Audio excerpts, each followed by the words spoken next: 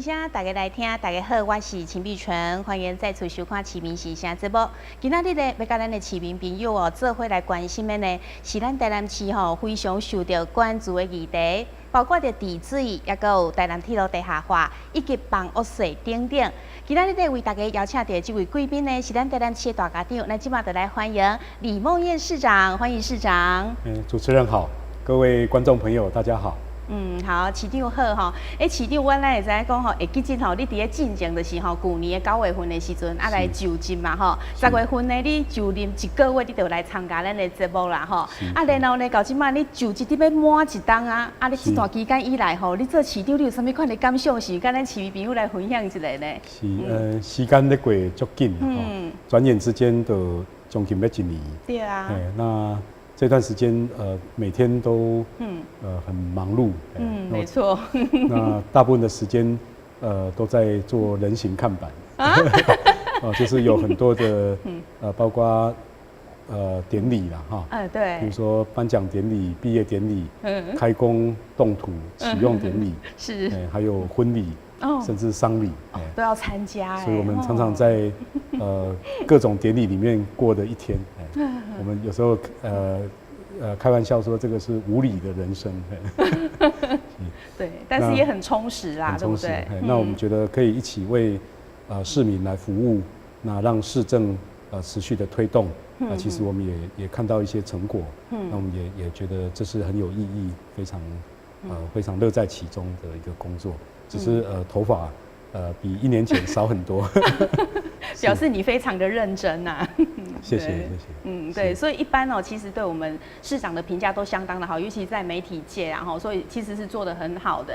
好，那接下来呢，我们就要针对治水这块吼来讲啊，咱知影讲个治水吼，这就是市长你的专门科的嘛。东吹西吼，就是我们现在的行政院长赖清德赖院长，他当时呢会延揽你来我们台南市政府服务哦，就是因为看中你这个治水，帮我们台北县解决了这个水患之苦哈，而且到现在还让人家津津乐道，大家都非常的感念感佩，讲你们要把台北县这个很严重的淹水问题呢，把它解决了，所以呢，延揽你到我们台南市来。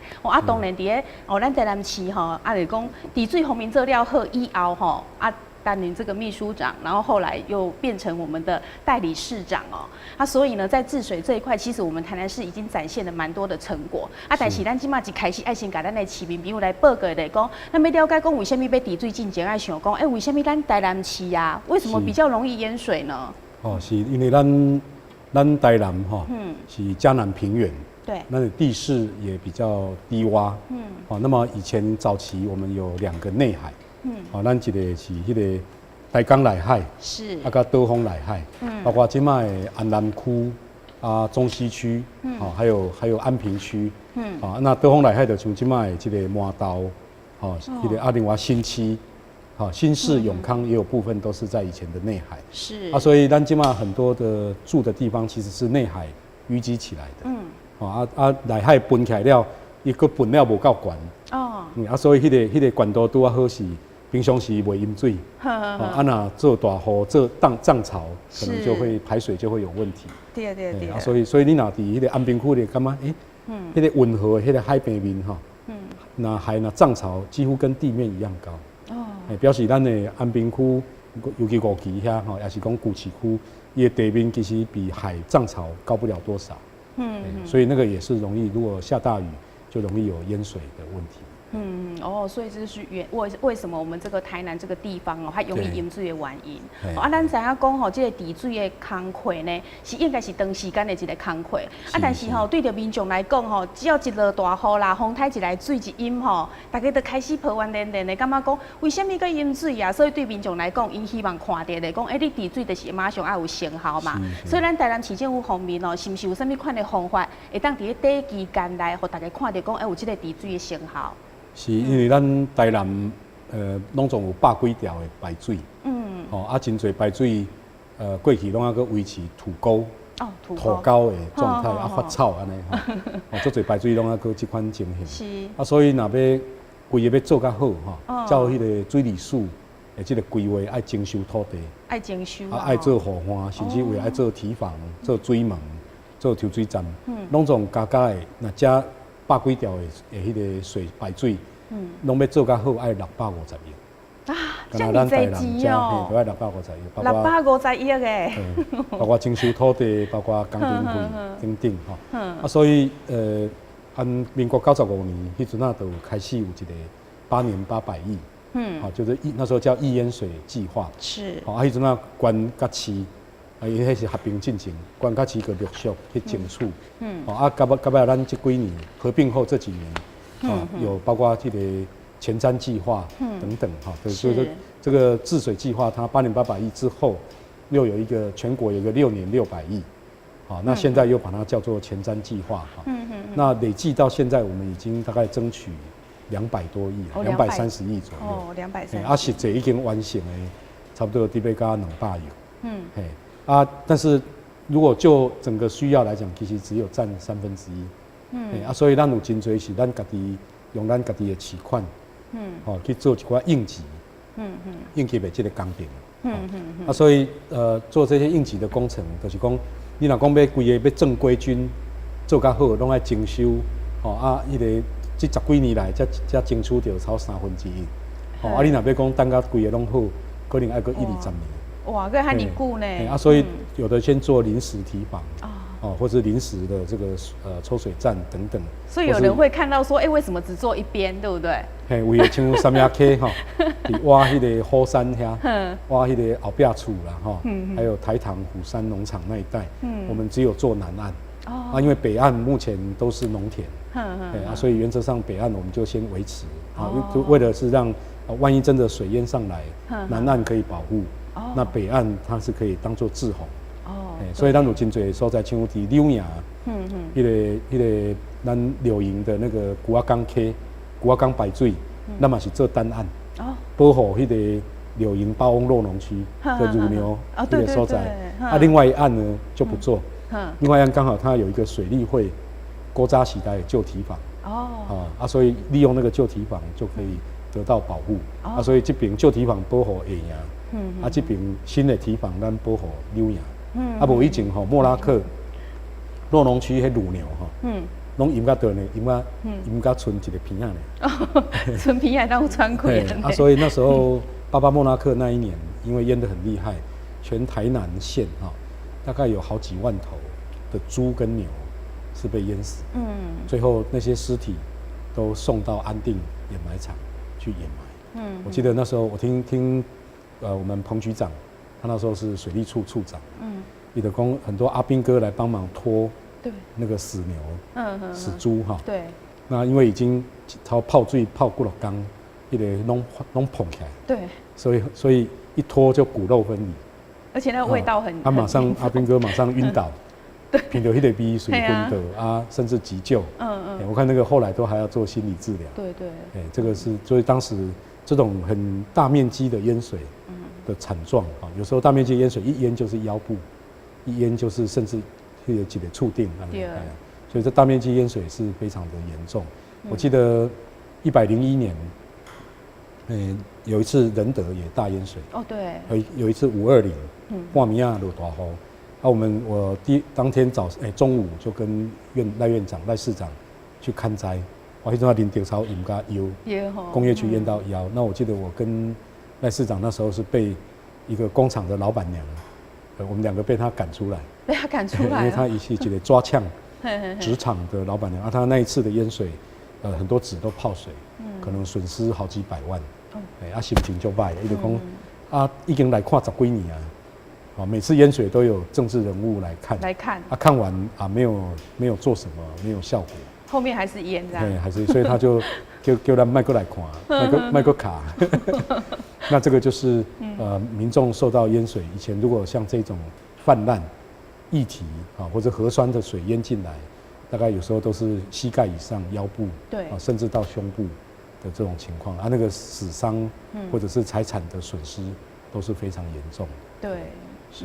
那其实到后来，最近就仁德也没有再这么严重过了，很少淹了那这几年就是我们刚刚有跟大家报告，利用中央这个易淹水或是流域综合治理，或者到目前前瞻计划这些经费大概争取了200亿，持续的在进行啊。虽然还没有办法全部完成，因为我们总共要650亿，但是我们有用很多应急的方式，先让它发挥效果。像三爷溪，我们就做很多临时堤防，将来永久的时候还要再征收土地，把河道拓宽，那就看到有很显著的成效哈。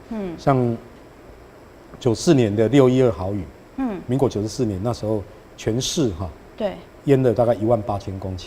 哦，那到103年的8月12号，类似的豪雨是，好，8月豪雨只剩下1600公顷。是，好，那到了去年的海棠台风，大概也是类似的降雨量，面积也降到只剩629公顷。哦，是，所以我觉得这些治水，如果从这些面积淹水面积、淹水户数来比较，是很有成效。对，那如果以三爷溪为例，是。三爷溪为例，94年那一次6.12豪雨，好，大概就淹了500多公顷，对，淹了2000多户，好，2000多户，平均淹水深度是0.70公分，哦，特别到1公尺，那这个在今年的620，是雨量都差不多，最大时雨量58，是，那么24小时大概200多，那这一次最深淹的只有0.3公分，然后只有一户，只有一户哈，它面积只有10公顷，所以你可以看同样的雨量，在三爷溪的这个流域，过去从500多公顷，对，降到只剩小于10公顷，是，好，那深度剩下0.3哈，对，那户数从2000多户降到只剩一户，只有一户淹这样子，所以包括仁德的工业区，过去我刚刚讲被那个老板娘赶出来的那个工业区，过去是淹到腰。对。那这次这个工业区都没有淹，就没有淹了，完全没有淹。包括所以表示这些包括临时堤防，还有应急的抽水站是有发挥效果。对对。那对减少民众的损，所以仁德工业区的地价，我记得那是101年520，那时候很多这个厂商联谊会。就跟我们说，哇，阮家拢搬袂走的，会走的拢走啊，好，阮家一坪存4万块，港雅区一坪存4万，要个无人要低，不然它那个地点非常好，在高速公路交流道附近，对，也很市区，也很近。那现在不淹水了以后，那边大概已经涨到12万。哇，对啊，所以当时我们有鼓励，就大家不要放弃，不要灰心。那市政府真的会认真的，来以我当时在汐止的经验，对。我们整治汐止，那时候汐止的房价从20万淹水的时候，在纳莉台风淹水，从20万跌到剩下6万。哦，差嘴。现在不淹水以后，回到30几万，快40万。所以我当时有跟那些厂商联谊会说，请大家不要放弃，不要对这个地方灰心。我们希望一定有一天我们可以有流泪撒种可以欢呼收割。那现在就看到陆续已经看到成效。对，哇，那启六真的是这个治水的专家啦哈，所以我们就可以从刚才呢启六所讲的你因的面积啊，还有因的户数，安尼已经减少很多啊所以呢，咱看得出来讲，我们治水真的是有了一个成效哦。好，那其实呢，我们台南市经过这几档来的努力其实我们台南市已经达到这个10年的防洪标准，但是目前呢，还是有人会觉得说，是不是应该再提高？那就市长你自己本身是这个水利方面的专家的立场来看，你觉得他这样的说法是对还是不对呢？是我也简单的比如说像这些照片，就是过去94年淹水的时候，有时候淹到连车子都快没顶，都要灭顶了。那后来像这个就是今年的620没有议题所以堤后的都是 OK 没有淹水的状况。以前像波安港角窟一淹就淹到2楼哦，那现在保安工业区已经也脱离淹水的这个痛苦。那至于刚刚有提到说，要不要提升？我们现在是10年10年的保护程度，对，25年不议题，对，这个是全国统一的标准那如果要提升，我们觉得因为天有不测风云，那么确实是，如果要提升是有这个可能性，但是它的代价会很高了。比如说比如说要提升保护程度，大概有几种方式。一种就是把河道再拓宽，那第二种就是把堤防加高，河道不拓宽，你就是变成堤防要加高。对。那第三种就是增加滞洪池，滞洪空间。但是这3种，在我们目前的环境之下，你如果河道要拓宽要征收土地啊，对啊，土地都非常的昂贵，对，而且卡得经费啊，而且可能要拆很多的房子，对，这嘛是穷困掉的所在。那你如果堤防要加高也有它的困难，因为你桥要跟着加高。好，你桥伤低，堤防加高没有用，还会那个桥会积水。对呀，那你桥要加高，引道的爱 U 等，就会有很多房子，是在路面下的。好，那桥要它管，引道要 U 管，就像高架桥，整个都弄高。在高架桥旁边的房子就会抗议，因为我本来会使出入，你今嘛起一个高架桥伫阮家门口，所以在执行面，理论是非常好，但是在执行面有它的一些困扰。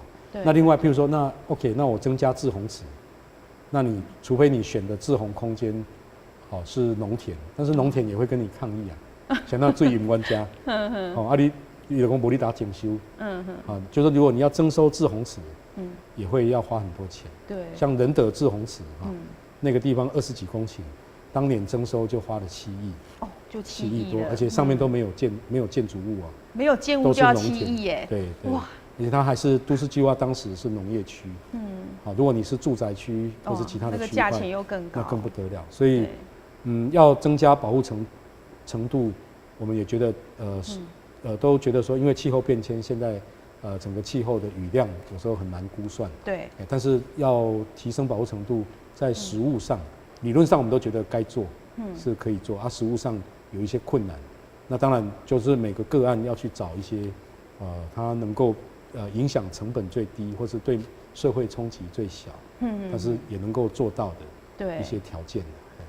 对，所以这个要提高，大家都蛮希望提高，但是在实际上就是要执行吼，都有亲像拄则市长所讲的一寡困难点滴的，所以只会当尽量啦吼，讲看每一个个案无共款，咱用上少的经费、上介好做的方式来甲做好这个治水的工作。无凊彩咱花100年、200年。系啊，大家花愈济愈好。因为排水全国拢是10年、25年，敢若台北较早期做，伊做到50年，排水的部分啦。所以，迄个部分，他们讲不是用花的，就做得到。对。所以其实咱的民众应该嘛拢有感受到讲这几冬来咱这个饮水的状况真正有来减少，所以这个治水的成效已经有展现了嘛。那市长是不是举几个例子比较明显的例子来跟咱的市民朋友来说明一下，讲咱到底治水呢，呈现出什么款的成效？是像我拄则讲的三亚溪，伫迄个林德工业区，我会记得，迄阵101年520迄届淹甲足惨，淹甲腰迄年淹9遍，迄年三亚溪造出来满出来9次，有9次啊，哇，9次。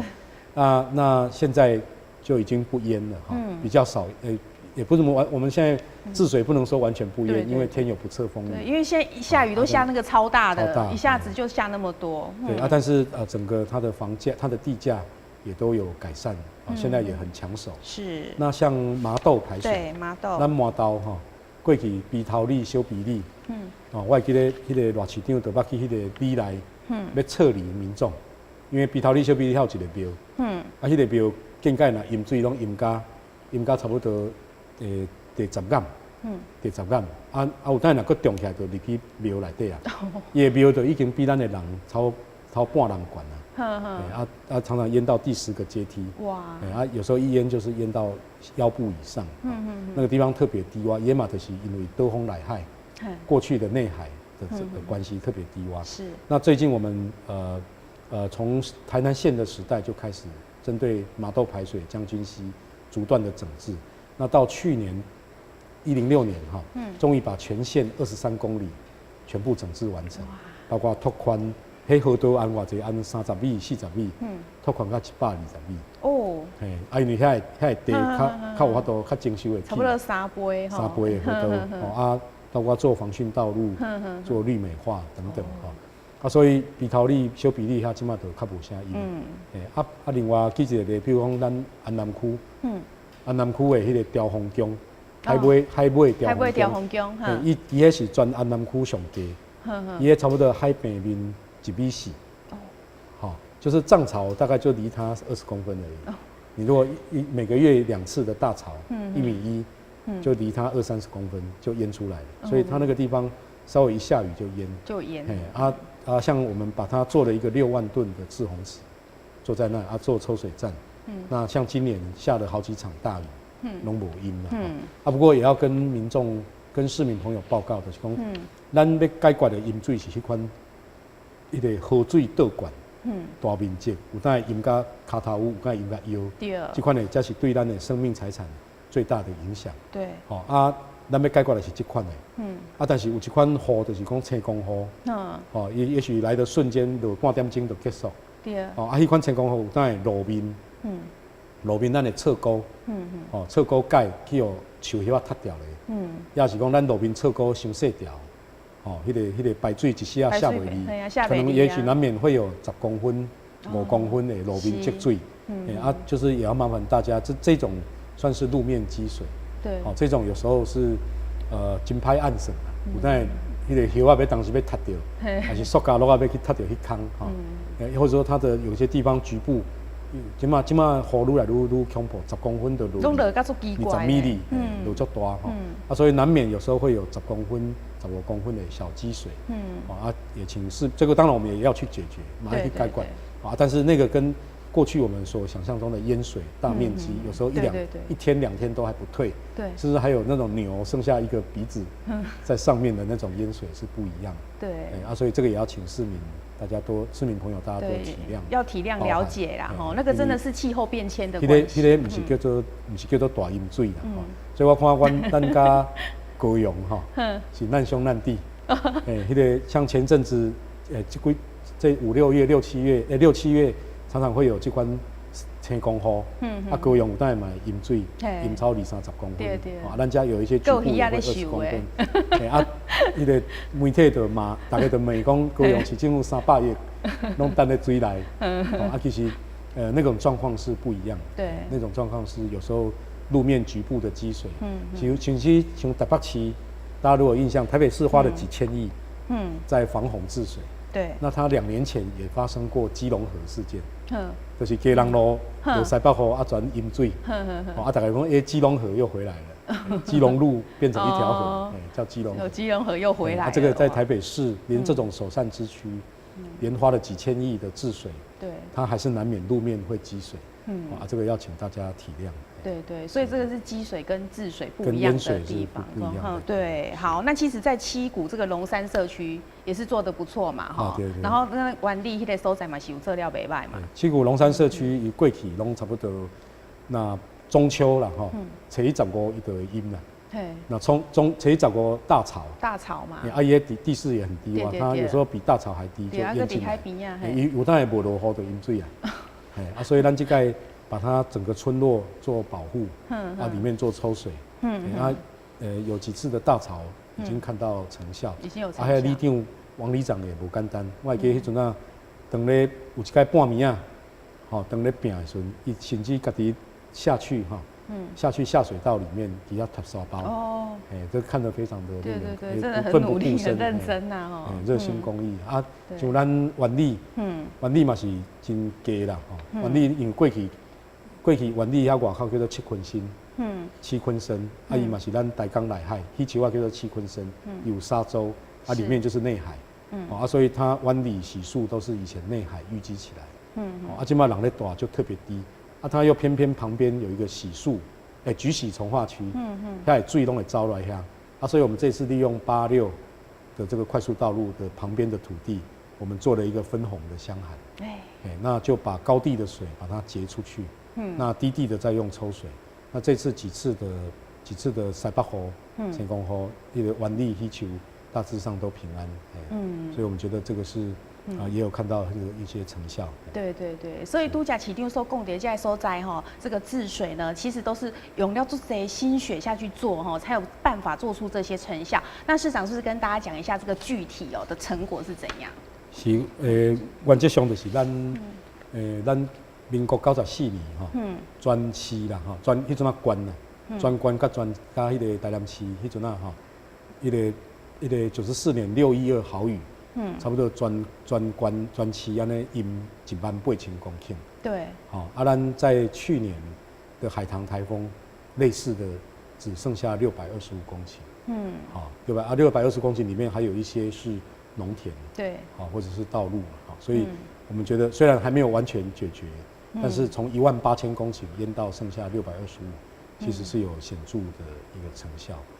对，所以其实成效都已经展现出来了。好，那讲到治水以外，其实几挂先进国家以及治水以外，其实都非常注重这个清水环境嘛，所以我们台南市是不是也要来打造这个清水方面的有这个样的建设？是，咱记一个，咱哪咧做相关的排水整治那么希望拢会使有步道，对，有这个利用堤防的堤防或是防汛道路，当做它的步道，它也能够尽量的来种树，那目前我们就沿着我们的嘉南大郡我们做了一条山海郡的绿道，那大概沿线种树也种了将近1万多棵的这个树乔木跟灌木，那长度有45公里，那这个部分希望沿着水路两旁那么来营造一个清水的空间。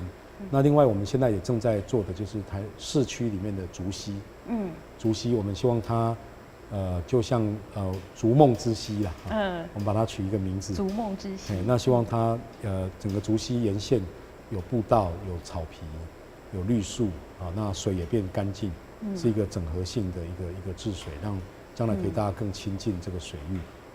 那另外有一些滞洪池，像在善化。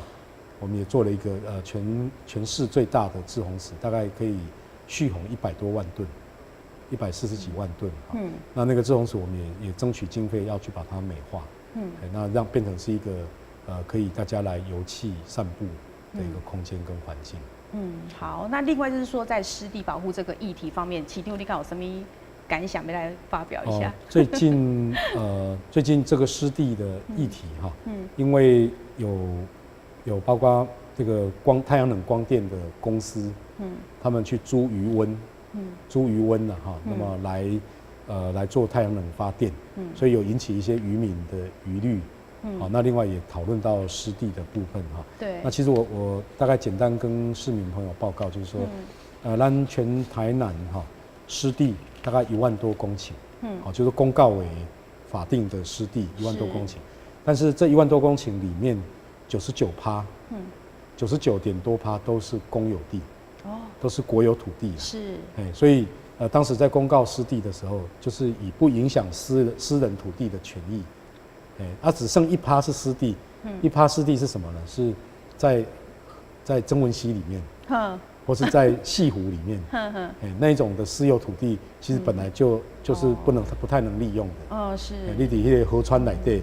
也是伫迄个西湖内底，所以大部分公告的湿地其实对市民的财产，并没有影响。那另外有一些说，那我原来在湿地，我有租国有土地在养鱼，在耕种，这样的话会不会因为公告湿地我就不能利用？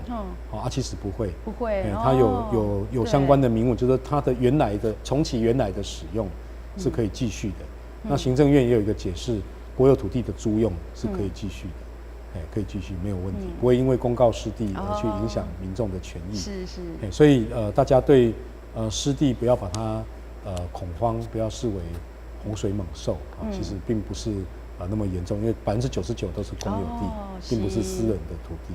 那第二个就是现在有一些公司租这个私人的渔温，租来然后发电。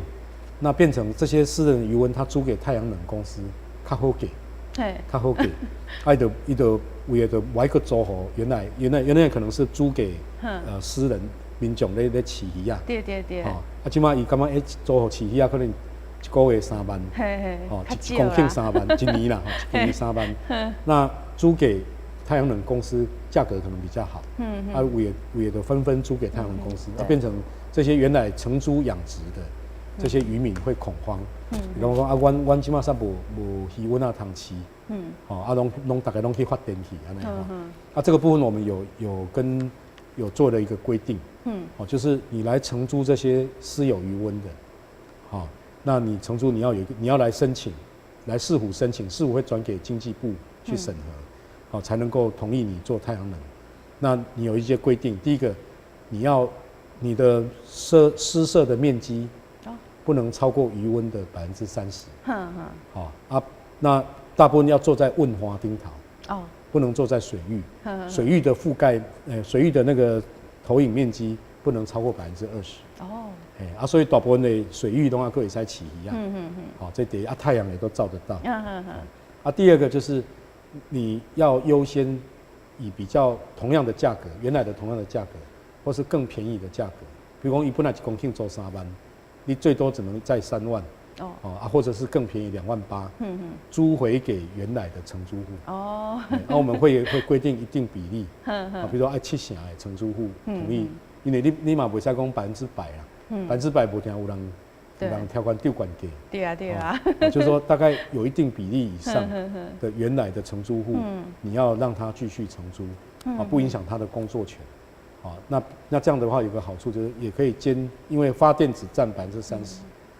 那占那个水域面积的20%，全部面积的30%，水域的20%，那又承租给原来的，回租给原来的承租户，那养的余温继续再养，对，那我们觉得这样是一个可以创造双赢，双赢，因为你讲个别的养殖户自己去清太阳能，那个规模太小，对，如果大家像这种大公司来把你租起来。它可以做很多有效的管理。那这个部分我们觉得一者是这种干净的能源，绿能的发电，对，没有空气污染，不会燃烧煤、燃烧油，我们觉得这个是节能减碳的一个发电的方式。那第二个，你原来的承租户可以继续养，对，那甚至用更便宜的价格，来承租。那还有一个好处，它这个太阳能的价值，将来假设寒流期间。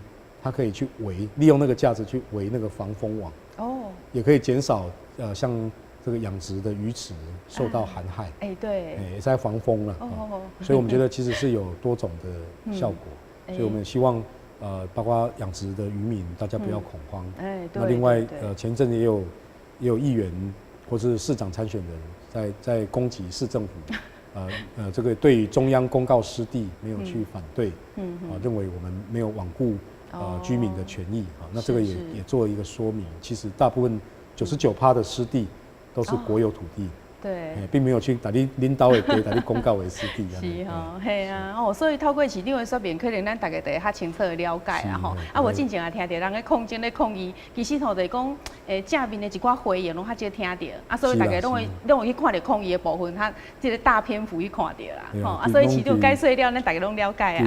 大街顶抗议啦要澄清的时候，拢伫小巷对，拢都细篇所以今仔日咱的市民朋友安尼听了应该就会当清楚了解好那以上就是地水的部分接续落来嘛是大家最关心的议题，就是咱台南市的这个铁路地下化这个问题嘛是一直拢有一寡争议存在所以咱嘛是希望透过今仔日的机会，好甲咱的观众朋友说明清楚目前咱即马征收的进度到底是安怎？咱台南市的这个铁路是日本时代起的，所以咱迄个火车站，台南车站的日据时代是就有的这个也是被列为古迹啦。这个因为这个铁路去迄阵去北面的，所以把台南的这个市区分割成2地。很多路的通都要靠天桥，靠那个高架桥或者是地下道。对。那也有几处无法度做，像东风路，像青年路，无法度做高架桥，无法度做地下道，所以就变做只能还有平交道。平交道这样。平交道也嘛介危险，因为伊路幅足短。对。所以若小可塞车，你后边车。好紧张推地。踏掉咧，踏掉迄个栅栏又放下来。我捌一摆伫迄个青年路，就对头前的车对伤近啦。对。结果我的车刹。因为头前我想讲应该他会过才对，结果他停下来，我开过去刚好在铁路中间。哇，好危险然后当那个栅栏下来，我在想我要不要汽车逃走？汽车要前进后退都不行，两难。后来还好，前面红绿灯赶快往前亮了，我就往前开。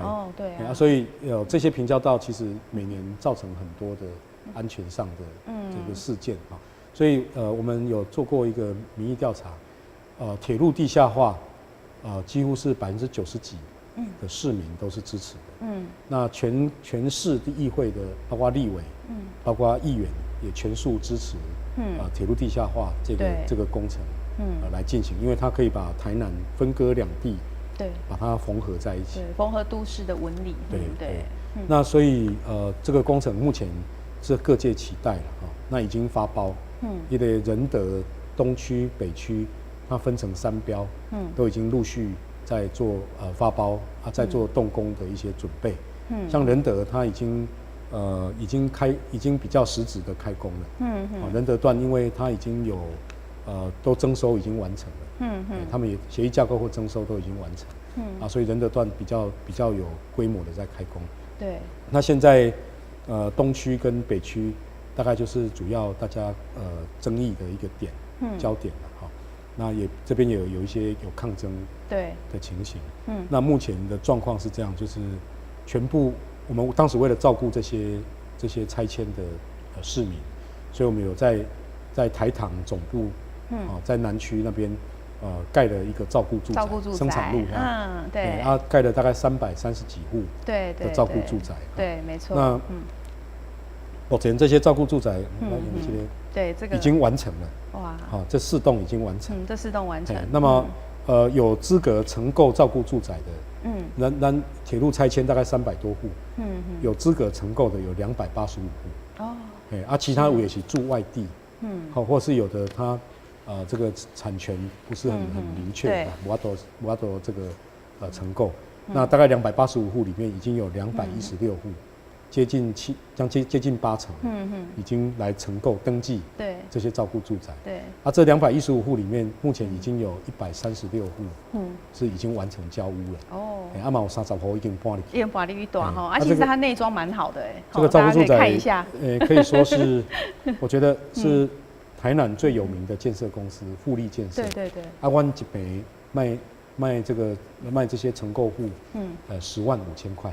哦，伊隔壁有起3栋哈，隔壁一边是25万。哦，那差这啊！但是这个富力建设的陈董事长，他算是也很有心，希望来促成铁路地下化这个事情。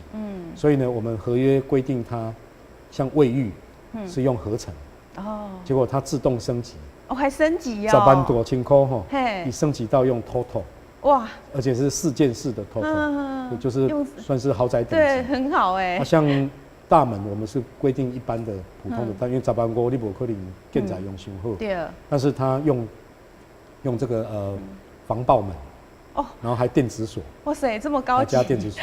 那另外地坪我们是规定60×60，它也自动升级变成这个80×80哇的这个花那个叫就是那种现在耐磨的那种是仿大理石的地，对，耐磨地板那一种哇。相关的大部分很多浴室大部分都有窗，这个我想微大楼哈，很多人很在意浴室有没有窗户。对啊，大部分很多浴室它都有规划窗户，因为这个的建筑师哈，是一个女生，是一个女建筑师，所以她特别细心，是很贴心。从进家门都不会让你淋到雨，进家门就有回廊，然后里面有游泳池，20米的游泳池，有男女 SPA， 哇，3温暖 SPA。有韵律教室，有健身房，有电影院，有这个会议室，有交易厅，每一栋都有自己的交易厅，除了公有的交易厅以外，所以我觉得这个是一个非常优质，会使讲，买一户赚一户啦。对啊，10万5，我边都卖25万，对啊，所以市场做这样咧问讲像讲卖村的一般的民众，该当去买啊。尾村呢，因为我们现在还会再保留哈，是好加，就说将来征收完，有些会主张一并征收，或是一并架构，那还是要保留一些户数给他们。是，那另外还有一些，我刚刚讲285户有216户承购。所以大概还有70户，没有承购的。对。那这70户可能陆续还会有一些，要回心转意。对。或者要投奔自由。没有，就是愿意再来承购的。那我们觉得，而且我们最近会宣布，咱台南院长会来宣布哈，是行政院要来核定台南有3条捷运，那其中有一条会经过这个地方，而且就在它步行可及的距离，就会有一个未来的火车站，跟未来的捷运站，那个捷运是会跟高雄做连结的，所以将来这个地方的未来性又非常的看好。对，所以我相信我们可能还是要保留一些给还有60-70户还没有成构的，我们还是鼓励他们，欢迎他们一起来促成这个城市100年来最重要的建设。对，这个真的是买到赚到这个应该是全国首创先例前无古人后无来者的一个优惠照顾这些被征收或是被架构的拆迁的这个市民。对，应该全国应该找无这款好的条件。对啊，哇，那大家听到嘛，拢都想要买啦。而且富力建设，我记得它的房子可以说几乎是品质都是很好的，很好，而且保固弄就阿萨利。对，没错。好，所以咱都假听到吼，市长所讲的吼，那我们就知道说，台南铁路地下化大概它的状况是怎样啊？若无吼，拢常常听到是迄个抗议的啊。是啦，对不？所以咱今仔日来解说一下，吼，大家了解这个真的是很多人都同意的嘛。最近有传说，是不是这个铁路地下化会带来很多土地的利益？其实没有。它铁路地下化并没有因此而有建商可以去买土地或是什么。我们沿线我们地下化完成的就是一条景观大道。铁路地下化完成上面就会有一条这个景观大道，包括绿树成荫有个双线道。那么可以从台南的北边贯穿到台南的南边。所以铁路地下化所提供的土地，事实上就是一个将来一个景观大道。那个也不是做什么建筑，对，或是开发使用。但是我相信铁路地下化完以后，沿线的原来比较老旧的市容是会改观。另外被铁路切割成2半的台南市，我想也会跟着改变。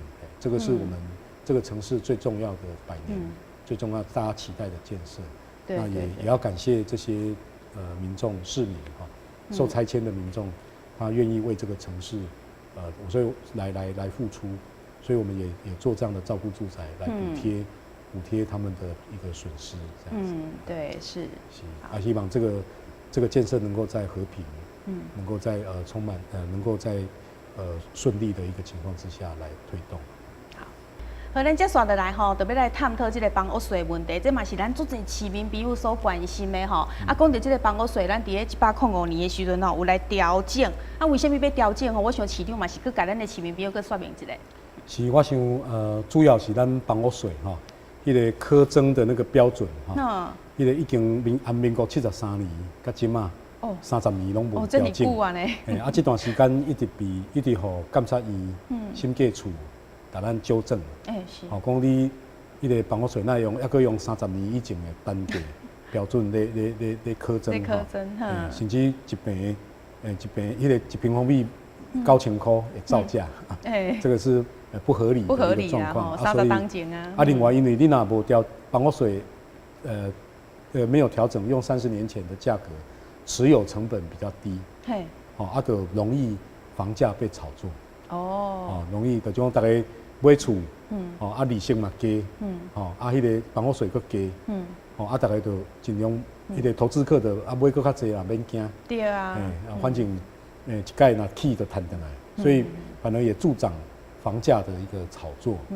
所以基于这个第一个审计单位纠正这个沿用过于老旧的这个标准。对。那第二个就是容易这个持有成本太低。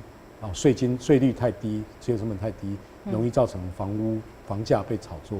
那我们基于这样的一个居住正义等等的这样的一个观点，所以再来做这个房屋税的调整。所以其实讲到要起这个税金大家当然加减心内拢会反弹啦但是咱比较起来是不是甲各县市来比看卖？其实咱缴的税并不是相关的，对不？是。那以迄个调整的迄个计算的单价其实咱跟高雄差不多一样，对，而且我们是分三年才调到一样，是，第二，咱抑搁输互台北市、新北市，因为台北市、新北市伊调的迄个比例搁愈悬，如果以即个大楼，30平的即个大楼来讲，咱目前咱的缴的税、缴的房屋税还是6都最低的。就纵使调完以后，我们还是缴的税还是6都最低，所以这嘛是代表讲咱过去因为30年无调，相对的我们的房屋税或者我们的计算单价是落后，是比其他的6都、其他的5都还要低，缴的税也是算6都里面以30平的12层楼的大楼来讲，12层楼左右的大楼，我们的单价缴的税金也是算低，都算是低的啦。6都最低。所以咱台南市的部分到底是有偌济人去受到影响啊？是这届咱以这个90年以后起的厝，才有这个用新的单价来计算所以咱实际上影响的差不多11万户，11万户占咱的专区，大概就是12%。12%，12%的这个房屋啦，所以大部分88%的厝拢无影响的，并没有影响。这12%就是较新，价值较悬。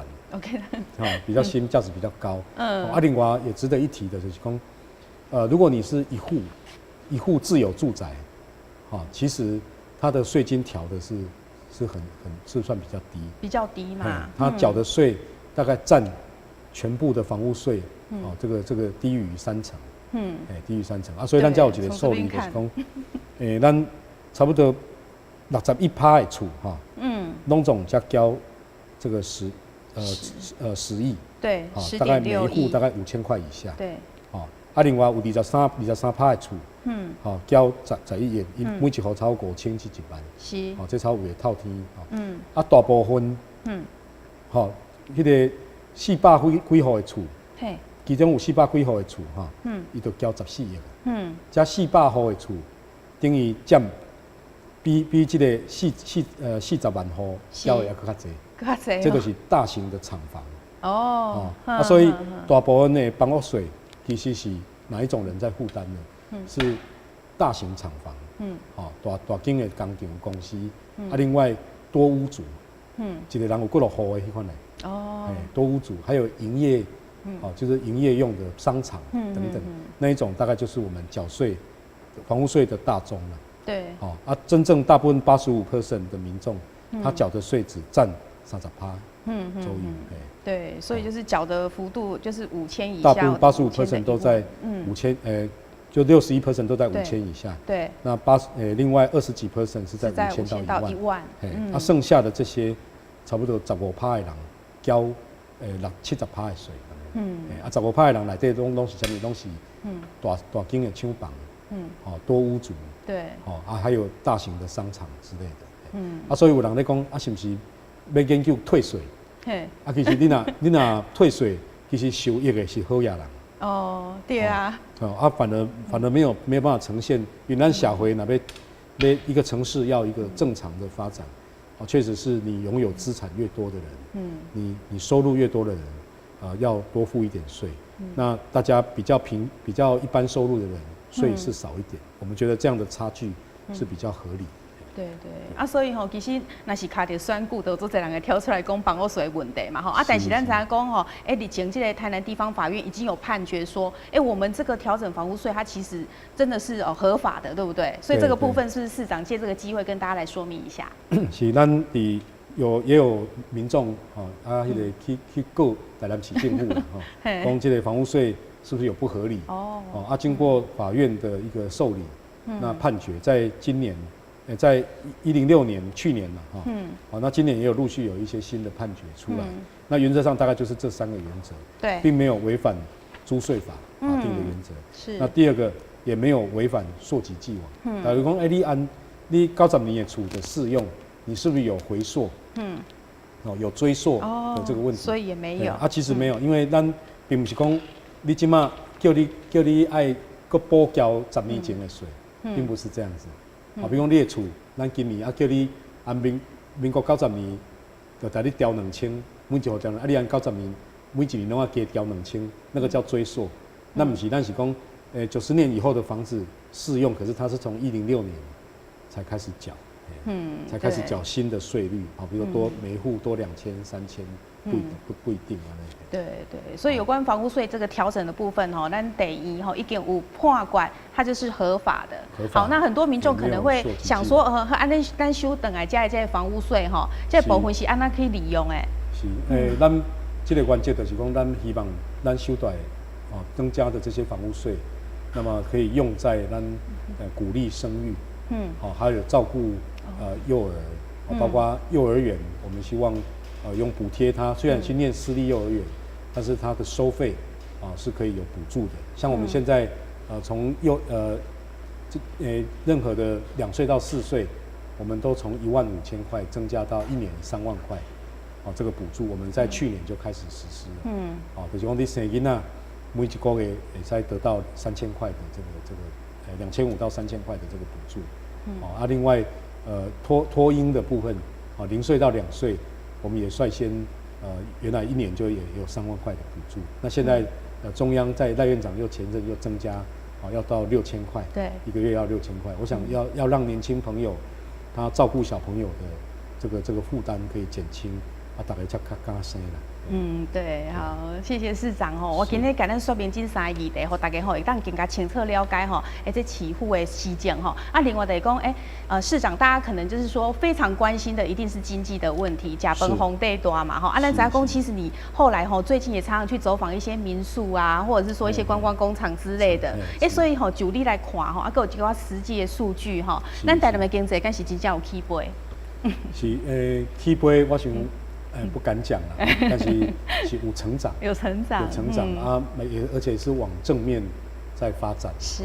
我举一个例哈，咱观光的人口，以观光来讲，咱观光在我们的观光饭店住宿，我像我那天去开会，有当然去咱的5星级饭店，那有一些会议在5星级饭店，我拢会问迄饭店的经理，也是副总啦，总经理，我讲你的住房率安怎？大部分拢大讲足好，足好，假日一房难求，假日都客满，所以我们有统计合并前咱台南各个大大小小的饭店住宿大概是250万一年，250万人次，那到去年底已经增加到320万，哇，给70万呢，咱并无受到陆客不来，并没有受到陆客减少的影响，反而是逆势高飞，真的不简单逆势成长，咱呢，因为咱观光这几年还不错，所以饭店也如雨后春笋，直起，对，你看这几年给精英酒店，给大圆皇冠，对，那个现在正在盖的，我在追踪，有像多了老爷，多了和逸，这是4星和逸酒店，这些都是新的饭店，另外3星级的、4星级也非常多。咱邦经所合并的时候是大概8000间，全台南，现在已经接近12000间，给足多4000多。目前在投资在新建的，像咱新竹的烟波饭店，今嘛在台北，在咱的个法院旁边正在盖，已经盖起来。法院旁边有一栋在盖的建筑，那个就是烟波饭店，是烟波饭店。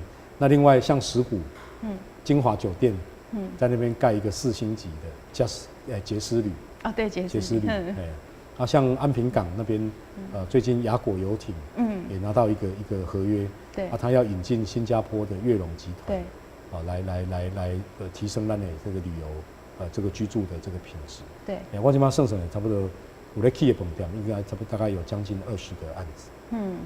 所以我预估大概2-3年后，可能咱台南的房间数又会再有一波的成长。这个当然这个也要跟进了哈。那民宿咱这几年给去年开始可以核准。对，我们到目前为止就已经核准了130几家的民宿，而且都是很有特色。对，像我那天去一家这个民宿，它都是给背包客一个晚上700块，一个床位700块给背包客，他是睡在哪？睡在书架里面，就是旧书那个以前的草记二手书店改成民宿。是，那而且很特殊很多。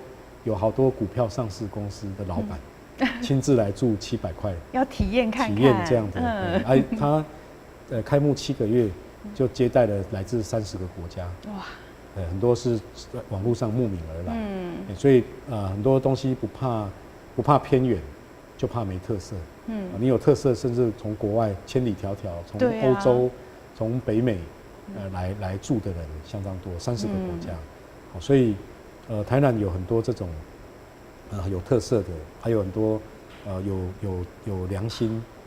有创意的企业，那我最近也去参访很多，我觉得其实我们民间是充满了活力，那么大家应该一起来努力，好，我们希望。那另外举例像南科台积电它已经宣布在台南要投资1兆1000亿，来设2个晶圆厂，一个5奈米，一个3奈米。那5奈米厂已经在去年底动工，我跟张忠谋董事长一起去主持，一起去参与这个动工典礼。那么他最高纪录，他那个案子就投资5000亿，最高纪录有6000个工人在里面施工，所以是相当热闹，如火如荼的在展开。那这2个厂如果都完成，大概会增加11000个优质的工作机会，所以南科周边房地产。也会跟着有一波的这个上涨，一波不要说上涨，一波的荣景，所以现在连高雄很多建商都来台南，这边来插旗，那我们希望这些都是往良性的，所以我们最近也很多市府也做了很多重划，增加很多这个住宅区的供给，我们希望增加供给来平抑房价，让房价能够维持。我们在6都的房价算是比较算是比较稳定，对啊，比较可亲近，对，不像台北那么恐怖。都人拢想要来家买厝，其实咱台南真正你若有一个稳定的工会，是很容易可以安居可以乐业。对，没错。是所以这些我们都起步的在展开那我们有从主计总处得到一个统计，那台南的缴纳所得税的家户所得，过去6年来成长了18%。哦，就是说这样很多以报税了但是这报税通常有一些收入是没有报进去的，对啊，但是真的有报的那个大概就是实际的报税的所得，家户所得我们是成长18%，过去6年来，所以可见我们的经济上是有正面的发展。对，哇，好，咱今仔日非常感谢市长到节目当中甲咱说明汉尔济可能有一寡民众无啥了解的议题啦还有市府安怎来发展而且咱听起来，咱台南市真正是伫咧治水方面还有伫咧咱的经济发展方面，真正拢有愈来愈进步那么希望讲咱的台南呢更加的繁荣。今仔日再次感谢市长到节目当中，谢谢市长，谢谢主持人，谢谢各位观众朋友。是好，那么感谢观众朋友收看咱市民形象这波底下各一段了，咱再会。